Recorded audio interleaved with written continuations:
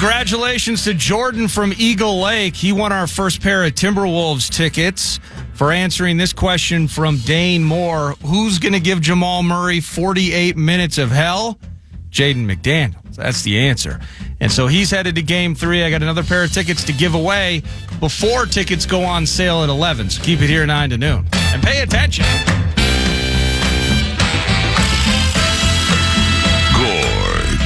My ding-a-ling.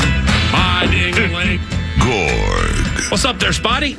Good morning, PA. Good morning, Nordo. Derby week is upon us. This is always one of my favorite weeks of the year. Good to see you, brother. What do you, is it possible, Kevin Gorg, by the way, at Gorgomatic21 via the X machine, Gorgomatic21, a wild hockey analyst for Bally's and analyst and handicapper at Canterbury Park. And the Kentucky Derby is Saturday, the Oaks Friday. Canterbury Park opens 2 weeks from Saturday for live racing. But is it possible to assess and or quantify what you enjoy more, the walk up to the Kentucky Derby or the walk up to the Masters? Oof. Because I know how much you love the Masters. Yeah, they're both very high up. You know me well. The Masters, to me, takes me back to my childhood, time with my dad at the Faribault Golf and Country Club and some of the golf pools we did down there with the membership and on the couch listening and watching that great golf tournament. The Derby for me is a little different because of our tie to Canterbury, knowing what these horses mean to these owners and trainers, and knowing that 25 to 30,000 horses are born every year. And at age 3, the best 20 that are age 3 that particular year show up and get a chance to run for the Roses on the first Saturday. And the history of this is so spectacular.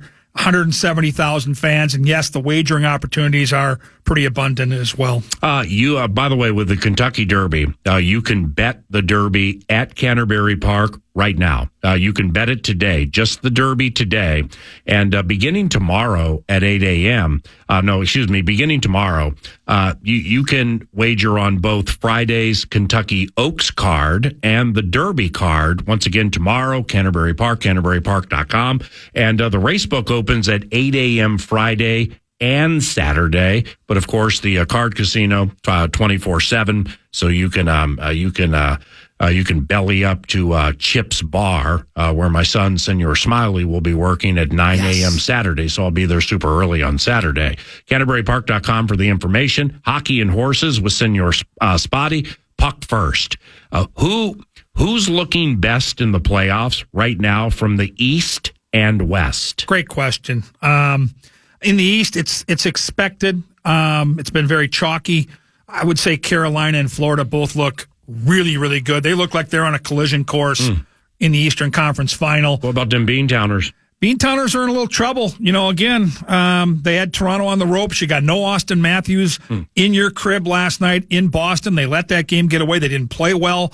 They're going to have their hands full if they survive Toronto, which I think right now is in peril as they go back for Game 6. I'm sure they're having some deja vu to what happened last year against the Panthers when they were up 3-1 at home in overtime in Game 5, lose that game, and go on to lose the series in 7. That's got to be in the back of their minds. But Carolina and Florida look like the class to me in the East. And I would love Colorado in the West, PA, if it wasn't for Gorgiev. I'm not sure I can trust their goaltender. So to me, it comes down to Dallas and Vegas. The winner of that series, to me, I think has the inside track to the Stanley Cup final. So I mean, what Colorado is doing to Hellebuck? Oh, I mean, yeah. It's over. Right. Okay, what they did to Hellebuck, I mean, you can say with all that firepower, okay, well, that's expected, but really not against that guy with those blue liners. I thought the scores would be a little lower, but I mean, they just killed him. They did. And between the power play and that top line, Colorado, they're a little top heavy. They don't have the depth on lines 3 and 4, but they are so dynamic up top that Winnipeg just looked like a team that couldn't get a hold of them. They couldn't slow that pace down. They couldn't defend. The penalty kill struggled, and it wasn't all Hellebuck's fault. They just looked like a team that was overmatched. Now, you being a native Minnesotan, Vikings, Packers, the border battle, you know what goes into that. And generally speaking, football always wins in all of these markets. It's just the most popular of the core 4 pro sports. And I forgot to bring this up with Nordo into the Winnipeg, Colorado series. And you're at games at Winnipeg with the Minnesota Wild. And we know that thousands of those from Canada, from Manitoba come down here for games and vice versa. Minnesotans go up there. Is it uncouth would be too strong? Is it bad form to care if Winnipeg wins in the playoffs when the Wild are not involved? Is that border battle for fans like Vikings-Packers-esque? I don't think so. And I know our fans and Jets fans go back and forth at both venues. It's really cool to see. It's kind of a college atmosphere where they kind of go back and forth, especially when the games are in St. Paul. But I think for most Minnesota hockey fans, it's the Dallas Stars. I really do. And, and a lot of us are a lot older now. But I think that's the one where if you talk to a lot of my cohorts that grew up in the 80s playing hockey and had the North Stars leave town, I think most of us will cheer against Dallas at every turn. And I love Jake Ottinger, their goalie. He went to high school with my middle daughter, Maddie. He's a great kid. I have a hell of a hard time cheering for that team, though. I don't love cheering for Vegas, right? But I'm stuck cheering for Vegas because I'll never cheer for the Dallas Stars. Right. Now, to the Wild, before we get to the Kentucky Oaks and the Kentucky Derby with Kevin Gorg at Gorgomatic21 on Twitter. Final season for the Wild and the buyouts. When that puck purgatory is over, what do you envision happening? I just think a lot more freedom to make moves. They've been a little hamstrung here, and I know Bill Guerin's got a big summer ahead, and he's got a little cap space right now, and he's got some decisions to make, specifically in between the pipes. Do you move Gustafsson and clear up a little more cap space? Do you ride with those three and figure it out? But I do envision, you got to pay Brock Faber. He's going to get big money, and he deserves it, and he's going to be one of the best defensemen in this league for 10 to 15 years, which is awesome for all of us. But don't just think that when next year's over, there's going to be $15 million sitting there. There's going to be more money. There's going to be more flexibility. But I think Bill Guerin and his staff have to be creative in how they spend that money, because right now what they really, truly need is a second line forward with some size. And you've got roughly $7 million in cap space, and you've got some trade equity in Philip Gustafsson this summer, really critical, because I think the one thing you have to understand is at some point you've got to show Kirill Kaprizov that this team is ready to win. And when his contract comes up in another 2-3 years, you've got to have him in a position where he's not looking at the New York Rangers. He's not looking at the Chicago Blackhawks with Bedard. He's looking at wanting to win a cup here in Minnesota. I think this next calendar year is going to be huge. Is Faber in that conversation? He's a huge part of it. Yeah, you need to show Kaprizov and Faber. Would you put him in that mix? I think Brock Faber's going to sign a long-term deal before Kirill's contract is up. And I think, truthfully, being around the team, PA, Kirill loves it here. Like, he honestly loves it here. He loves his teammates, and a lot is made of his relationship with Matt Zuccarello, who's clearly been a mentor to him and really helped him adjust to life in the National Hockey League. But what I know as a tell with Kirill Kaprizov is all the pictures I'm getting from friends and relatives the week after the season ends. He's out with his teammates throughout Minneapolis. And I've got my niece, Lauren, who we call Boo Boo, in a picture with Kirill, and they had a 15-minute conversation about what a goofball I am. And he's out at all these different spots having dinner. He loves it here. Yeah. And now he's got another teammate in Husnadinov from his home country. He's comfortable here, and I don't think he's going anywhere. But you still want to make sure, because he's such a competitor, that you put this team in the best position to win. So when it's time to re-sign him, there's not even a sniff of looking somewhere else. Non-playoff season, not preferred, obviously. But in watching all of the games or listening to them on KFAN, but specifically like your between period interviews, it seems like, and I don't know a lot of guys on the team. It seems like it was a wonderful room full of a lot of joyous guys, including a lot of those call-ups, like Jake Lucchini would be an example.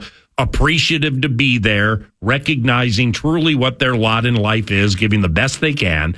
But then like Jake Middleton and Marc-Andre Fleury. I mean, those just seem like two wonderful guys to be around, whether you're winning 10 in a row or losing 10 in a row. They had an awful lot of fun together. They get along great. And I think the real test, as you know, when you travel with the Vikings, is watching them on the road. They're required to be together at home, whether it's practice, whether it's a game, team meetings, all the activities.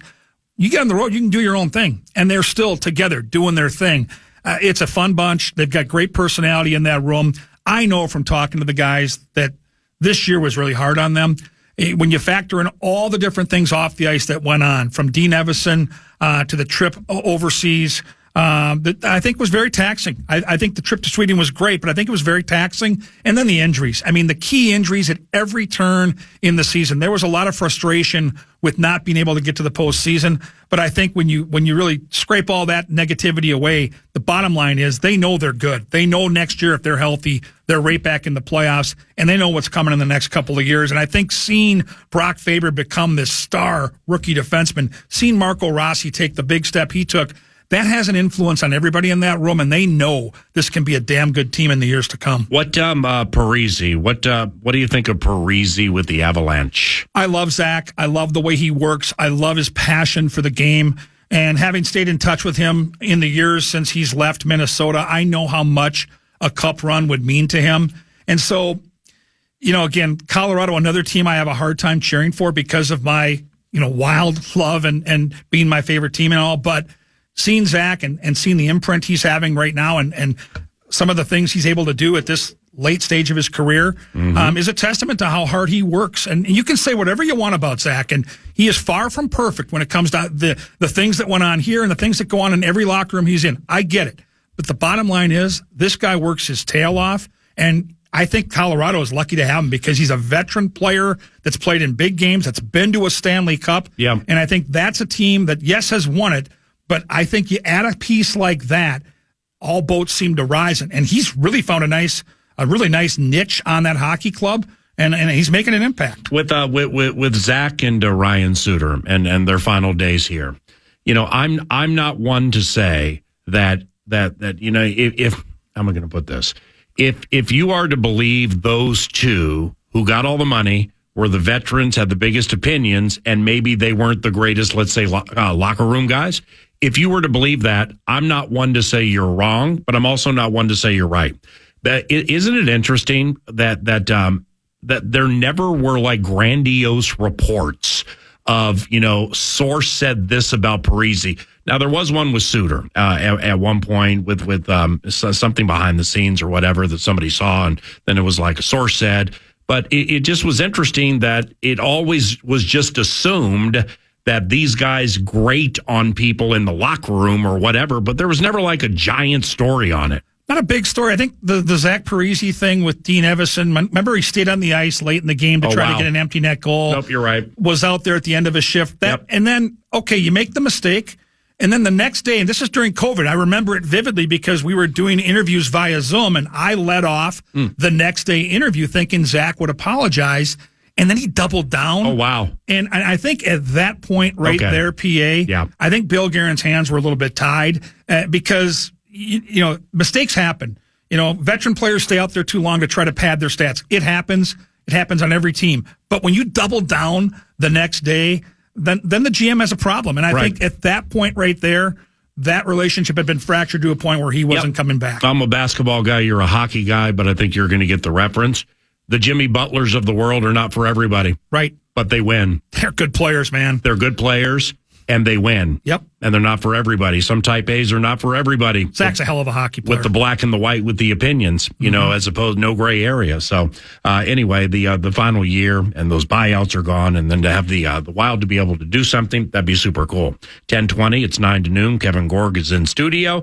Once again, the Kentucky Derby is Saturday, and Canterbury Park's live racing begins 2 weeks from Saturday, Preakness Day. CanterburyPark.com for information.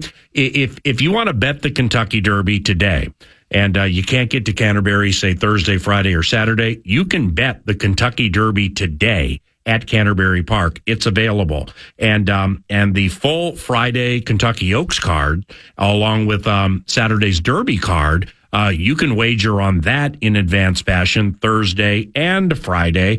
Now, the Kentucky Oaks, the Oaks, which is the Derby for 3-year-old fillies, it takes off around 4:50 Central Friday.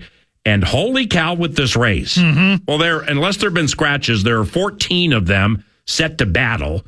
Just a big, fat field. The favorite is at around 3.5 to 1, which is 7 to 2, but it's 3.5 to 1. A filly named, I believe, Tarifa, or is it Tarifa? Yeah, it's Tarifa, the 8. Tarifa, 14 of them spotty. It's wide open. This thing looks good enough to eat. And as the late, great Dark Star would say, where did your pen fall? Well, and you can go out to Canterbury and you can bet Oaks Derby doubles, which I am fascinated by because you've got this 14-horse monster field in the Oaks on Friday. Then you've got that 20-horse puzzle to solve in the Derby. I mean, this $2 double could pay over $1,000. So you can bet small and win big by teaming up with the Oaks and the Derby. My pen lands on the 13 here in the Oaks. Her name is Just FYI. I caught her at the Breeders' Cup last year in the juvenile fillies at 7-1. She's Bill Mott's filly. And last time out in the Ashland, she ran against a horse called Leslie's Rose, who's the 14 and likely going to be the second betting favorite with Irad Ortiz. Just FYI had a training setback and an illness and had missed a race. So this was her first race back since racing in the Breeders' Cup back in November. Bill Mott, the trainer, said, listen, she's about 60, 70%, so we're not expecting a win. We're hoping to get something out of the race. Well, she ran great. She ran second that day, never really threatened Leslie's Rose, but now she's had a couple of really sharp workouts at Churchill Down. She's got natural speed to maybe help overcome this outside post, and I think she gets a great trip just off the front end and pounces turning for home. She's 5-1. I think she'll be all of that. Might be closer to 6-1 come race time. That's the Oaks, number 13. Just FYI. Who do you like? Okay, well, just for those who are of the newbie variety or those who go to Canterbury and, they've heard, coming up next, we have a pick 3, a pick 4, a pick 5, exactas, trifectas, double, stuff like that. When you say Oaks Derby double, simplistic as it may be to figure out, what exactly is that? How much does it cost at the baseline level? You can make a $1 bet, and what you need is the winner of the Oaks and the winner of the Derby. And when I say a double might pay $1,000, most people make $2 bets.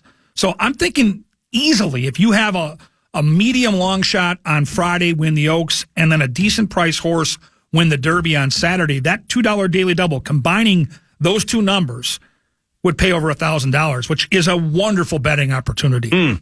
So once again, the Kentucky Oaks, which is basically the Kentucky Derby for 3-year-old fillies, they go a mile and an eighth. Do we have weather terrorism? 50% chance both days of some thunderstorms, but overall it looks pretty good. I think it's going to be, if it's not a fast track, it might be a good track, so there might be a little moisture in there, but it looks decent for the weekend in Louisville. So just FYI, Alvarado for Mott, that thing is, as the morning line would go, we'll just say current odds, 4.5-1.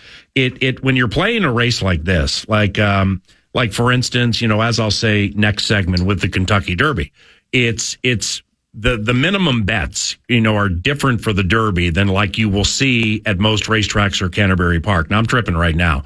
The trifecta, do you happen to know where it starts? 50 cents. Okay, on the Derby. Mm-hmm. Oh, and the Oaks. Because there are the superfecta, I don't think it's 10 cents. I don't think you can do the mousy 10 center here. Okay. I think you've got to go like $1. I think you got to go $1 there. Right. Okay, so for the this Oaks race, Because with the Derby, I think it's absolutely going to be in play for me. A trifecta means you need horses to finish 1, 2, 3. Top 3 in the race, all right? So what I do in races that I deem to be wide open, like the Oaks and the Derby, I take 5 of them that I like. And it's a 50-cent trifecta box, okay? Which means, say it's 1, 2, 3, 4, 5. Well, you just need 1, 2, 3, 4, 5. Whichever 5 horses you pick, you need them to finish in the top 3. First, second, or third. It's a $30 wager. What do you think of that approach with the Oaks? I love it if you can mix in some price horses. I think there has to be a combination of favorites and long shots. I'm not going to take the top 5 betting favorites and box them and need them to come 1, 2, 3. Mm-hmm. So then you have to find some value. And one of the horses I would look at is the 12 horse, a horse by the name of Power Squeeze. Right. Who comes strongly from off the pace. She's got obscure connections on a day like this. We all know that Daniel Centennial is a great rider, but he rides at Tampa Bay Downs. Yeah. But he went to Gulfstream Park and won that grade 2 at 11-1. And he beat a horse named Ways and Means, the 11, who I think is absolutely the filly to beat on Friday in the Oaks. So I think the 12 is a really cool horse if you're going to do that type of trifecta box.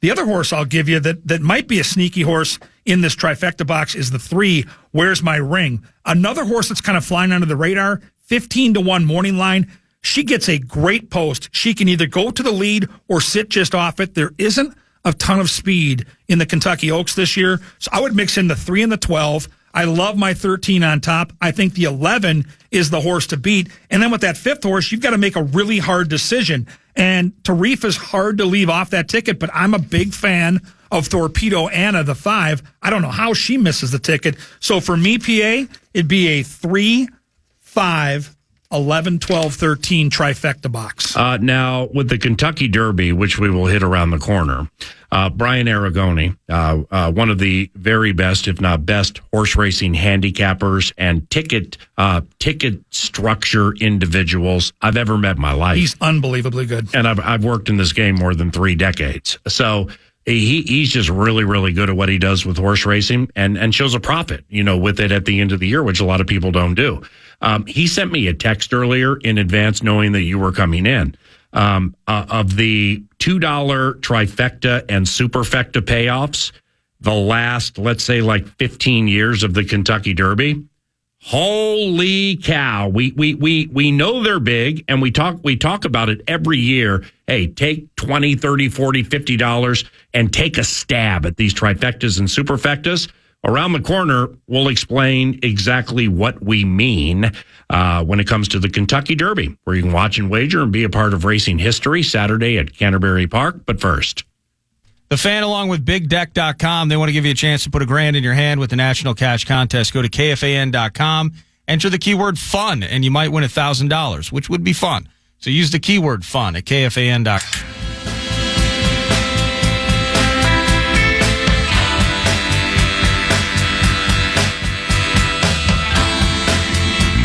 To noon. Well, looky here, Robbie Rosenhaus, AM 1130, News Talk AM 1130, right down the hallway from the morning show with John Justice. What's up, brother? Hey, buddy. How are you, Gorgie? Good to see you, Robbie. Good to see you. Thanks for coming by. We are going to dive deeply into the Kentucky Derby and try to tout some winners here. The Derby takes place about 5:55 Central. The two who will battle for favoritism apparently are Bluegrass winner Sierra Leone and Florida Derby champion Fierceness, who just won by an eye-popping 13.5 lengths. The last I saw Fierceness, which was earlier today, that one was 3-1 in a 20-horse field. KG, let's begin with you. What's the best way to bet the Derby? Oof. Well, I'll put it this way. If you come out to Canterbury, let's just say opening weekend, we've got a nice 8-horse field, and you've got a couple long shots picked out. Understand that if you do an exacta box, there are 56 combinations. So there are some price potentials, but you're going to have to probably bet a lot to win a lot of money. Now, as we look at the Kentucky Derby, there are 20 horses. There are 380 exacta combinations available. My example will be this. I took a bad beat in the Derby last year with Jareth Loveberry. I was all in, pick 5s, Oaks Derby doubles. If Two Phils wins, I'm getting close to 10 grand. In the end, I get a $5 exacta because I used Mage, the winner at 15-1 over my long shot. That $5 bet still got me $900. So I was out for the day, out for the weekend, and on my way. Still didn't feel like winning. But my point is, the best way to bet the Derby, in my opinion, is the exotic wagering, because you can legitimately find a logical exacta like I did last year for $5 with Mage, who was, I think, 15-1 over Two Phils, who was 9-1, and score for nearly $1,000. That, to me, is the magic of betting on the Kentucky Derby. Now, we explained what a trifecta is, where you need to identify the top 3 horses to finish in a race, which in this case would be the Kentucky Derby, first, second, and third. A superfecta is top 4 finishers. And the superfecta generally, the bet amount at the bottom is generally lower than the trifecta. You know, when you hear us say you can box 5 horses, that means you'll see it on the wagering machines or the tellers with whom you're wagering, where, like, if you do a 5-horse box for a trifecta, 1, 2, 3, 4, 5, say it's those numbers. Well, it's 3 of those horses have to finish in the top 3. So it can be 5, 2, 1, 3, 4, 1, anything. I think people get it. Aragoni sent me this earlier. These are $2 payoffs. Okay. The trifecta in last year's Kentucky Derby for $2 paid $1,965. The superfecta top 4 finishers in a given race or the Derby for the context here. The $2 superfecta, $31,287. When Rich Strike won in 2022, the $2 superfecta top 4 finishers, just $643,000 for $2. And then so let's go to 2018, okay, where Justify wins the race and the trifecta and exacta payoffs were a little, as we would say, skinny for a 20-horse field. He was favored. He was the favorite. For instance, the $2 trifecta Justifies year 2018, $283. Yep. That's a fair country payoff. Right. But then add another horse in fourth, and I can't remember who it was.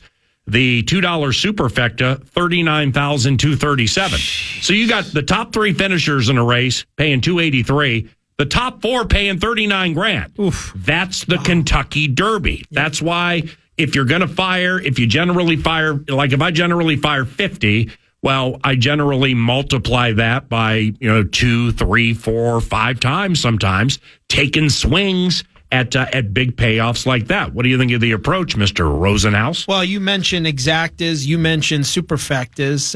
I do think that in this sort of field, the trifecta is the sweet spot, right in the middle of. And I'm not saying that what you said is wrong or what you said is wrong, because clearly, see, here's the thing, and I know we're going to get into the horses here, but Fierceness has run 3 amazing races and 2 clunkers. Yeah. So 60% of the time, he's probably going to win this race, but 40% of the time, he's going to fire a clunker and he's going to be out of the money. And in that case, that's where Kevin Gorg's bet comes into play, because that exacta is going to pay a lot. My view is Fierceness probably is going to come in first or second in this race if he does fire, in which case a trifecta where you can key him.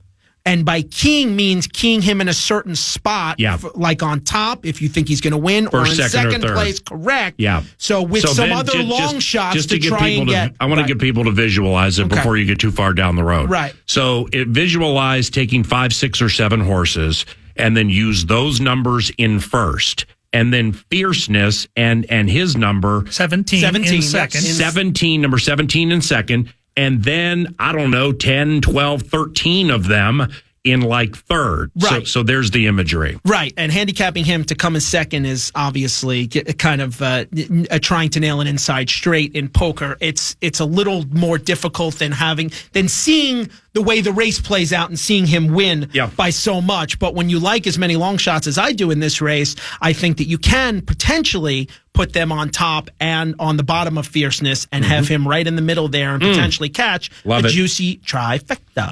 KG, who do you like and why? I like the 4. Catching Freedom is my Derby horse this year. It's one of those races where the pace is always faster than it should be. You've got those 160 or 70,000 fans that are partying. It's loud.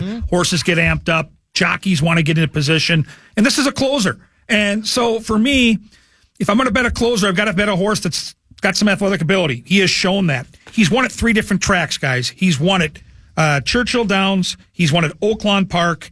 And he's also won a race at Fairgrounds. And the race at Fairgrounds really matters to me because it's the longest prep race that they run. It's 1 mile and 3/16. It's a 16th of a mile shorter than the distance they're going to run this Saturday. And he looked like a horse that was getting stronger as the race went on. And that's what you need in the Kentucky Derby. And to me, different trainers have won this race. We've seen Chip Woolley win this race. We've seen all kinds of different names and obscure connections win. The one thing that's always been a standout to me in a 20-horse race like the Kentucky Derby is elite jockeys win this race.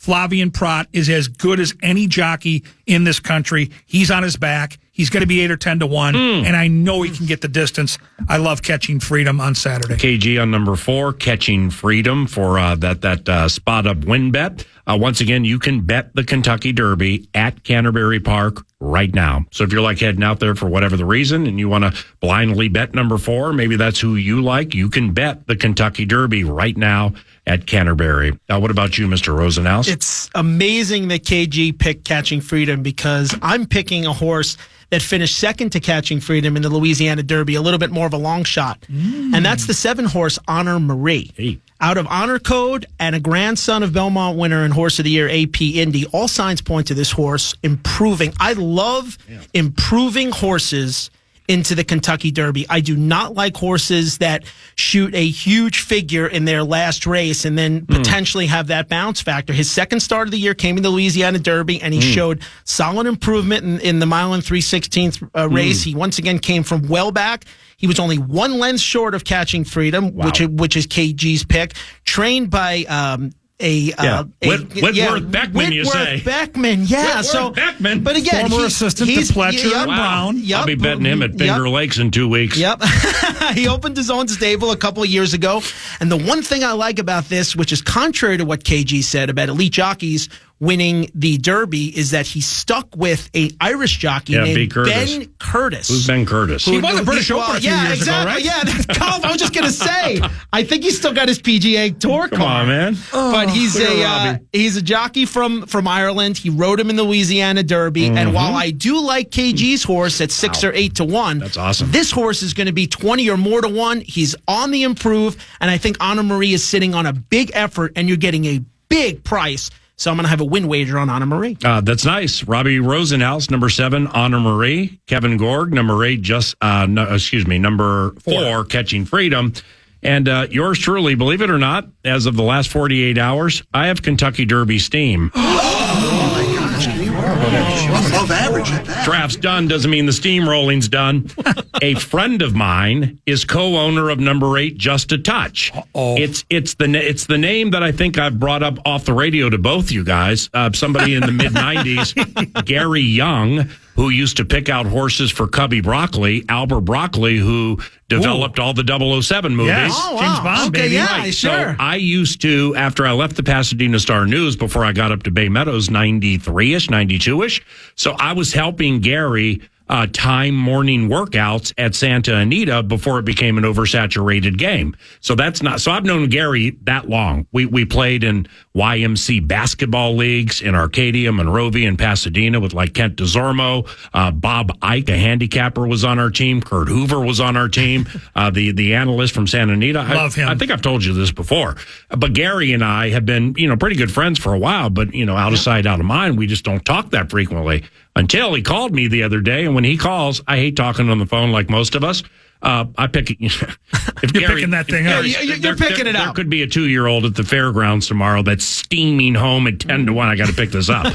So he mentioned to me that his group is co-owner of Just a Touch, and just kind of elaborated as to what happened in the Bluegrass, where the horse took a length and a half lead and looked like a winner with about a furlong to go, and then all of a sudden Sierra Leone came and ran him down. Well, maybe Florent Giroux, the rider, maybe pushed the button a little too early. And this one's trained by one of the most accomplished trainers in the country, Brad Cox, who also trains the horse Kevin picked on top. And the steam is that he's bred impeccably for this distance, which I didn't know. And he's really, really on the improve off the most recent race, the Bluegrass.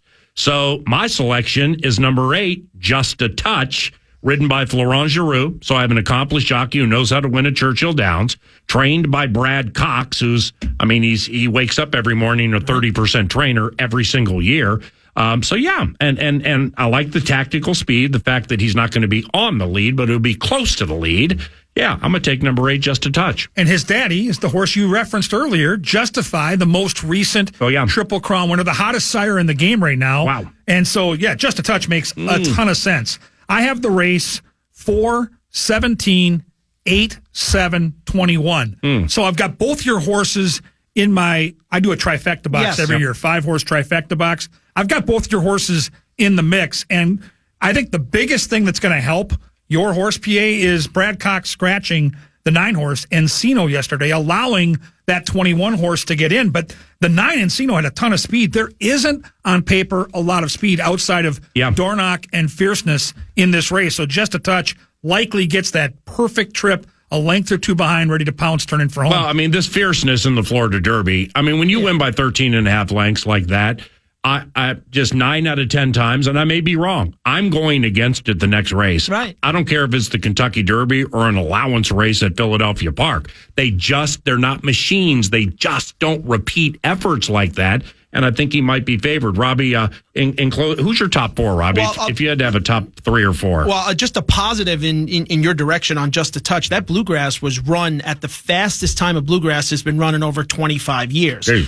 The negative part is that we've all fallen for the strong pace setter who held the stretch for second in the Bluegrass before. Highly motivated back in 2021, Smile Happy in 2022, and Verifying last year in 2023. But that horse set some really fast fractions and is definitely a win contender in my top 4, along with Fierceness, Sierra Leone, Give me numbers. and Anna Marie. So 7. Correct. What else? So 2, 7, 4. What the hell are you talking about? 7? 2, 7, No, 8. 7 on top. Right, 7 on top Good Lord. of the 2, 7 and of the 2, 8 and 17. Okay. Thank you, my brother. Senor Spotty, thank you very much. Absolutely. And I'll see both of you guys out at the races this weekend. Yes, Look sir. forward to it. Kevin Gorg and main man Robbie Rosenhaus. News du Nord is next.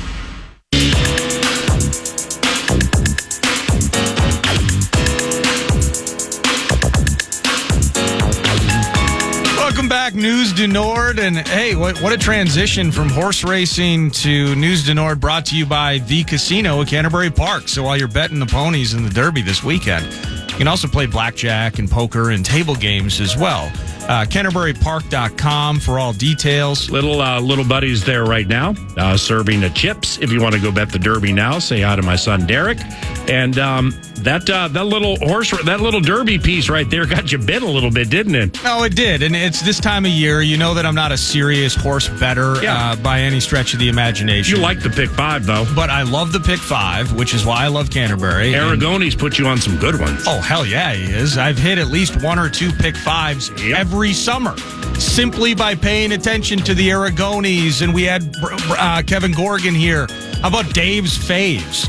I mean, every summer. I'm winning money at Canterbury Park, just bringing the girls out there and having a blast. Yeah, that's awesome. why it's awesome. You know what's also awesome is the Twins. They won their 9th in a row. It's the first time since 2008, a streak of 9 or more. It's also the second straight game with the Sox where it was Kepler in the 9th, batting in Buxton to take the lead. Wow. This time on a sac fly. Team is 16 and 13. 3 games out of the division. They're still in the 4th spot. Yoan Duran, by the way. Duran's back from injury. He got his first save yesterday as well. So you love all of that. You love the fact that today, nice little matinee, cloudy day, go home, watch the game. Well, you can't. You can't see Bailey Ober. You can't see something called flexing because, and this is from Twins Daily, the Bally Sports North contract that we were all familiar with, well, that is no longer working with Comcast. So if you have Comcast, the cable provider for most in the Twin Cities, you can no longer watch Bally Sports North. And so I pulled this off John Bonus, twinsdaily.com. Well, that's pretty cool. At least my Comcast bill isn't $1 million in the first place. I always love that one. So here's what Bonus wrote. Bally Sports, network that owns the Twins 2024 TV rights, no longer has a contract with Comcast. They haven't been able to agree on a new one for all of Bally's 15 regional networks, which, of course, includes Bally Sports North. So now they're pointing fingers at each other. Again, this is Bonus writing this. So, question, how the hell do I watch the Twins on TV? He says, switch to a cable provider or satellite network provider that Bally Sports North is still on. These include DirecTV or Fubo. So if you're a big, hot takes at happy hour or having sips at Chips, you got to check out all your favorite spots to find out if they have either Fubo or DirecTV. Yeah. As it appears, those are the only 2 spots you can currently watch Twins games. Now, I have the Major League Baseball extra innings package. So just long story. Get home from Canterbury, eat for the first time during the day, West Coast games, settle in, get ready for 9 to noon. I just really enjoy that. What is it, Sims out west? Yeah, you got Dave Sims with the old Seattle Mariners and John Miller. Oh yeah, John Miller's great. Yeah, with the he does the Giants, I believe. Still, Charlie Steiner. What's going on, Alu? He does the Dodgers, but nevertheless. Why I bring that up is because I don't believe, so like if you have the Major League extra innings package. Right. And like, say you want to, for whatever the reason, Hawk Harrelson no longer calls White Sox games, but say I wanted to watch Hawk Harrelson, you can put it on the board. You should be blacked out locally, right? Thank you. And with this Bally's clip, well, they're still blacked out.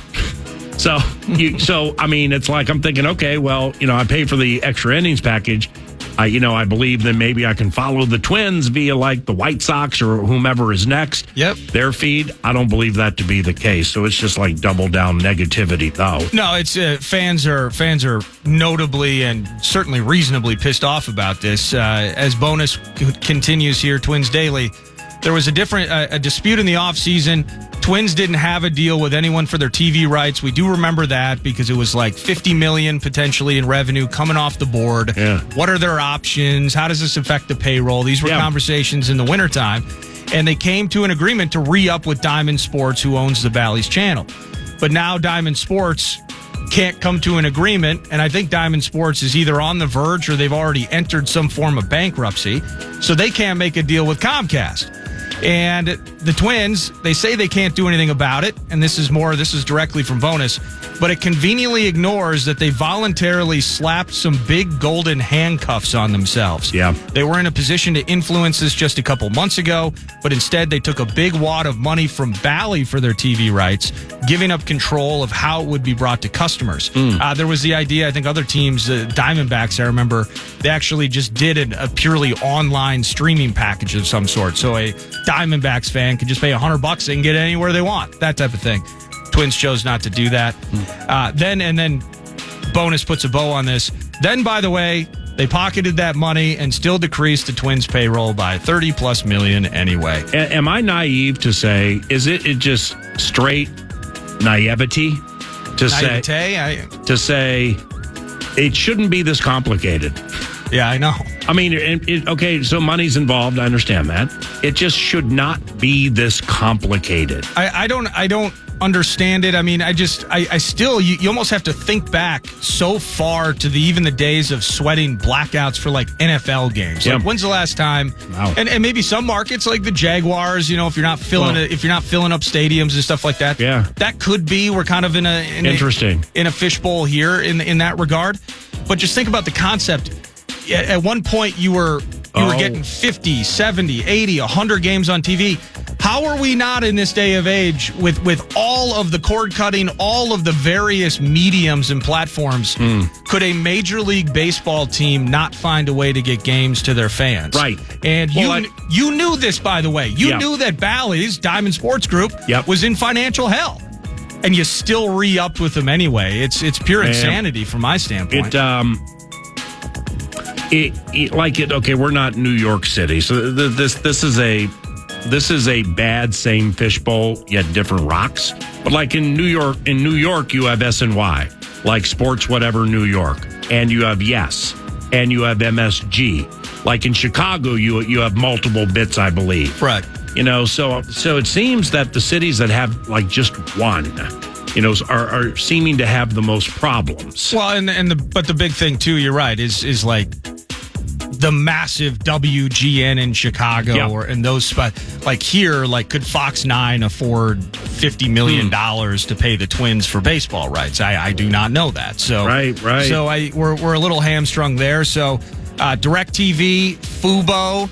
If you were already, maybe there's a separate charge. Can you get in the back door to like Bally's? Do they offer streaming of some sort? Crazy. It's just a disaster for the majority of Twins fans that we know that their fan base is hardcore. Their fan base wants to watch this stuff. Yeah. And the Twins have done anything but make it easy on them. Well, and I don't want to sound entitled here, but for the first 58 years of my life, what are you, 37? 39. 39 years of everybody's lives, all right, when you were able to start watching your favorite team, specifically baseball, you were able to just turn on the TV and watch every game. Oh, it was great. I mean, this never was close to a thing ever. No. And baseball was the one, that you were able to just like turn on and watch because there were so many games.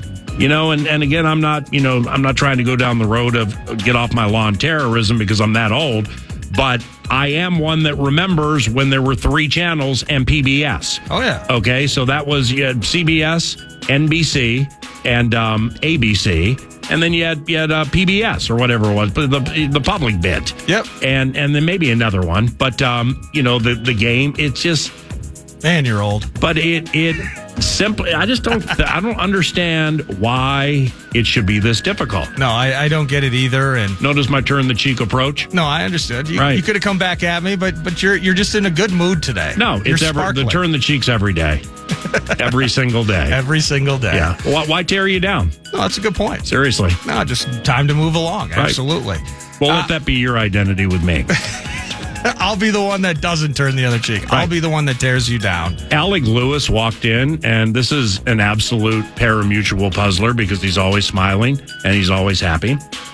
I have a cat named Jack, where at 1.5, all right, this is the happiest cat in the world. He walks around the house purring all the time, and you can hear it.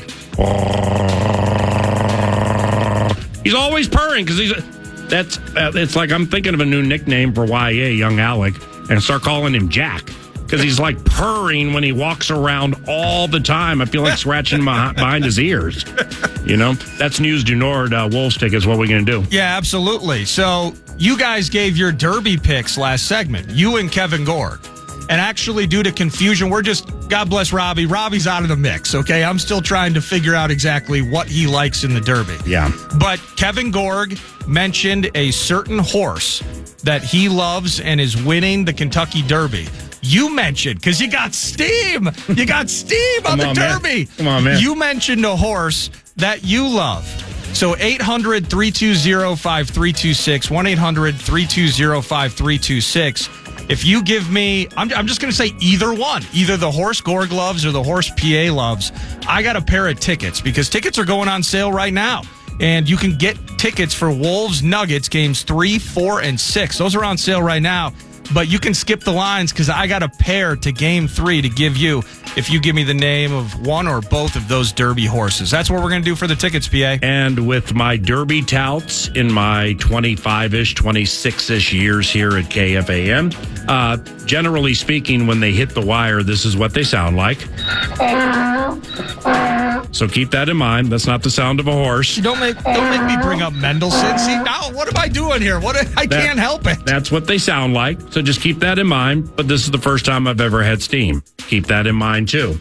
Joining us next, Alec Lewis of The Athletic and theathletic.com. This is 9 to Noon.